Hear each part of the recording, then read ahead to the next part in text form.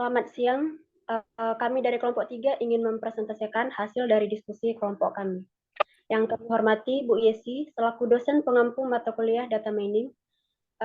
Sebelum kami memulainya, ada baiknya kami perkenalkan diri terlebih dahulu. Di kelompok kami ada Raja Bani Safar, Lingga Febriamsah, Nova Liza Ananda, Budur Tabancin, Esra Saskia Syahna, dan Rawdatul Fajira. Baiklah, langsung saja kepada Lingga kami persilahkan. Terima kasih kepada moderator. Selanjutnya, pengertian Navy Base. Navy Base merupakan metode pengklasifikasian berdasarkan probabilitas sederhana dan dirancang agar dapat dipergunakan dengan asumsi antar variabel penjelas saling bebas independen.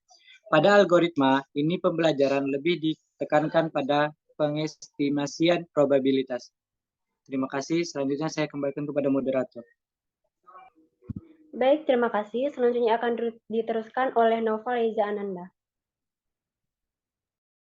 Baik, terima kasih moderator. Apa itu Naive Bayes Classifier? Yang pertama, Naive Bayes Classifier atau NBC merupakan salah satu metode pembelajaran mesin yang memanfaatkan perhitungan probabilitas dan statistik yang dikemukakan oleh ilmuwan Inggris Thomas Bayes, yaitu memprediksi probabilitas pada masa depan berdasarkan pengalaman pada masa sebelumnya. Yang kedua, metode Bayes juga sering diterapkan dalam bidang studi teknik informatika untuk menyelesaikan berbagai macam masalah yang berhubungan dengan database yang besar. Yang ketiga, sistem kerja algoritma Naive Bayes Classifier dengan melakukan pengklasifikasian melalui sebuah dataset yang tertampung pada sebuah database. Naive Bayes Classifier juga bisa digunakan untuk memprediksi sebuah keputusan berdasarkan banyak dataset yang dimiliki dalam database. Semakin banyak dataset yang digunakan, semakin akurat hasil akurasi sebuah keputusan menggunakan algoritma ini. Yang keempat, ciri utama asumsi yang sangat kuat akan independen dari masing-masing kondisi atau kejadian.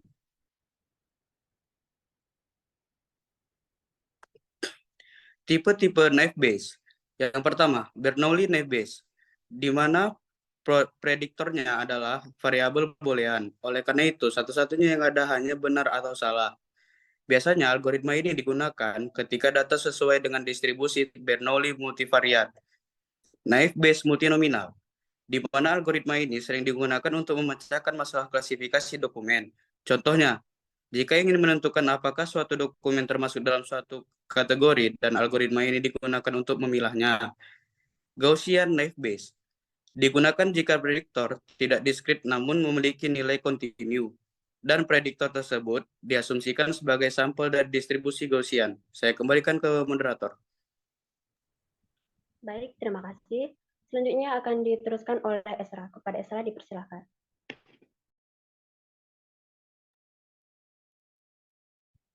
Baik, terima kasih moderator. Di sini saya akan membacakan kelebihan dan kekurangan dari Naive Bayes Classifier.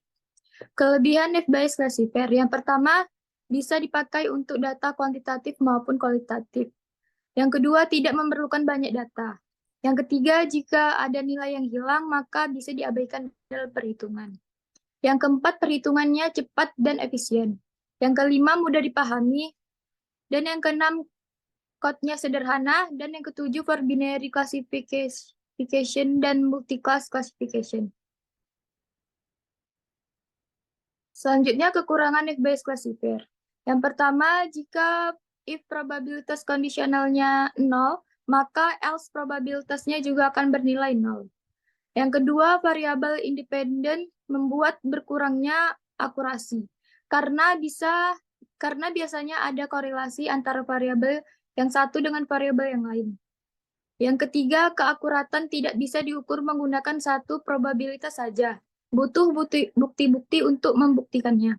Dan yang terakhir, diperlukan pengetahuan awal. Keberhasilan sangat bergantung pada pengetahuan awal tersebut. Baik, saya kembalikan ke moderator.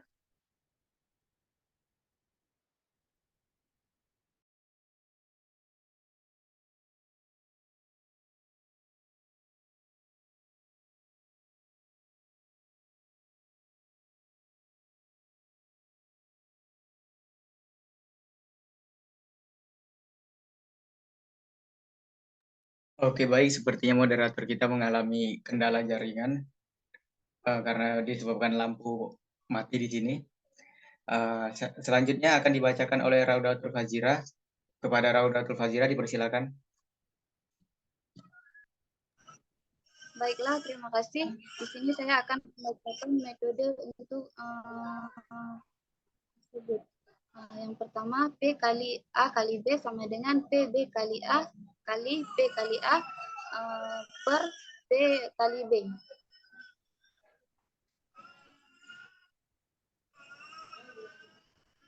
Selanjutnya, contoh soalnya ada 15. Jenis kelaminnya ada 2, laki-laki dan perempuan. Pekerjaan 2, kerja. Status menikah sama belum menikah, IPK-nya sebagai berikut. Lulus yang satu itu lulus tepat waktu, yang kosong itu lulus tidak tepat waktu. Terima kasih, saya kembalikan kepada moderator.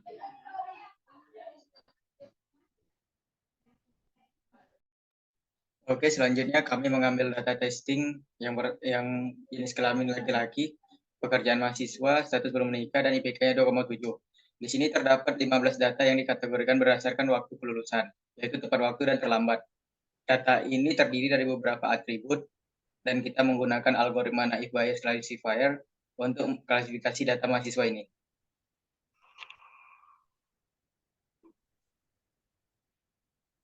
Dan untuk pembahasannya, di sini kita menghitung jumlah probabilitas target kelas. Total data mahasiswa yang tepat waktu ada 7 dari totalnya 15 mahasiswa. Jadi 7 dibagi 15 sama dengan 0,467. Yang terlambat ada 8, maka 8 dibagi 15, hasilnya 0,534. Lalu kita menghitung jumlah kasus per kelasnya. Untuk kelas yang tepat yaitu ada total 7 orang. Laki-laki dengan variabel laki-laki ada 4 orang, jadi 4 dibagi 7, maka hasilnya 0,571. Dengan pekerjaan mahasiswa ada 5, maka 5 dibagi 7 sama dengan 0,714. Yang statusnya belum menikah ada 4 dibagi 7, maka 0,571. Dan yang lulus tepat waktu itu ada 0 dibagi 7, hasilnya 0. Lalu untuk yang terlambat, total laki-laki ada 4, dari 8 orang terlambat, 4 dibagi 8 maka 0,5. Dengan pekerjaan mahasiswa 3 dibagi 8 maka 0,375. Yang belum menikah ada 4, dan yang terlambat IP 2,7 itu ada 1 dibagi 8 maka 0,125.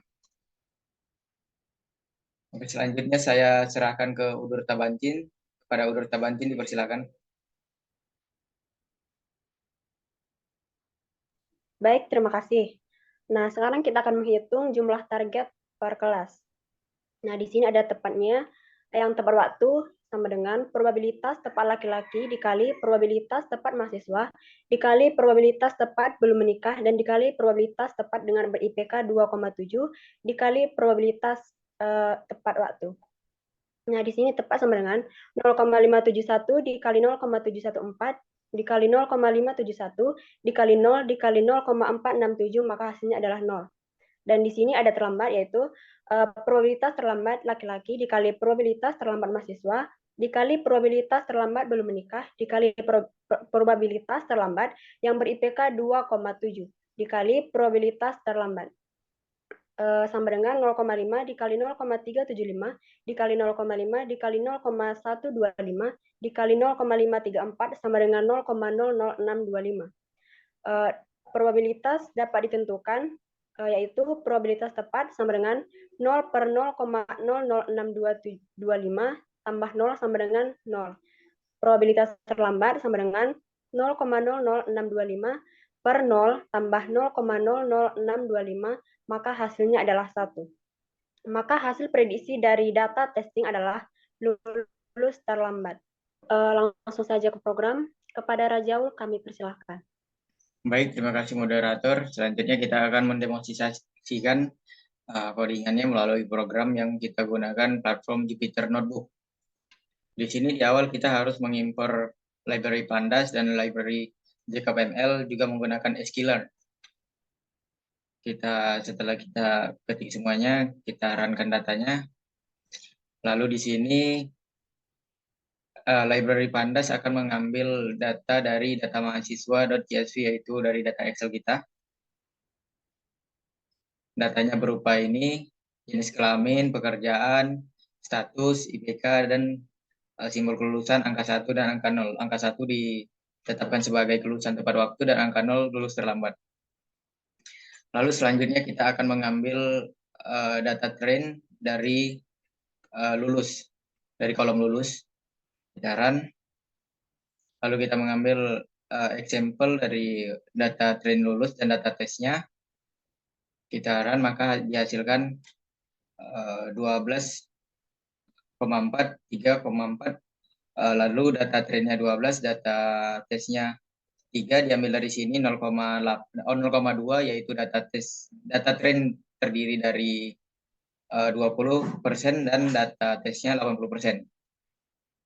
Lalu selanjutnya kita masuk ke pengklasifikasian menggunakan metode hot one coding untuk memproses data. Lalu kita menggunakan processing mengubah data menjadi numerik melalui skalen dan ini pipeline. Di sini kita akan menggunakan Gaussian Nest Bayes-nya di algoritma Gaussian Nest Bayes. Oke, lalu kita gunakan inisialisasi modelnya menggunakan pipeline. Nah, ini dia. Lalu kita akan mengambil contoh data X trend dan Y trend.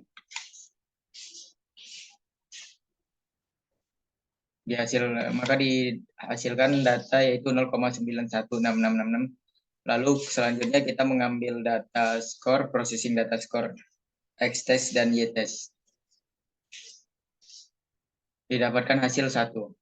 Nah, selanjutnya kita menggunakan library JacobML untuk mengimpor data trend dan data tesnya agar dibagi menjadi 2, yaitu data asli dan data prediksi. Didapatkan aktualnya data asli yaitu 7 dan data prediksinya 5 di sini. Lalu untuk test score yang ini datanya 1 dan prediksinya 2. Lalu kita mengambil contoh data tes dari data tes .csv. Jenis kelamin laki-laki, pekerjaan mahasiswa, statusnya belum menikah, IPK-nya 2,7. Ketika kita run, maka hasil yang didapatkan adalah 0. Pipeline predict expedition itu menghasilkan data 0. Di sini artinya mahasiswa tersebut lulusnya tidak tepat waktu atau terlambat. Maka datanya berubah menjadi ketika IPK-nya 2,7, kelulusan menjadi 0, yaitu lulus tidak tepat waktu. Terima kasih, saya kembalikan ke moderator. Baik, terima kasih kepada Rajaul. Sekian hasil dari diskusi kelompok kami hari ini. Adapun tutur kata kami yang salah ataupun penyampaian kami kurang memuaskan, mohon dimaklumi. Terima kasih juga untuk kelompok 3 atas kerjasamanya. Selamat siang dan selamat beraktivitas. Bye-bye.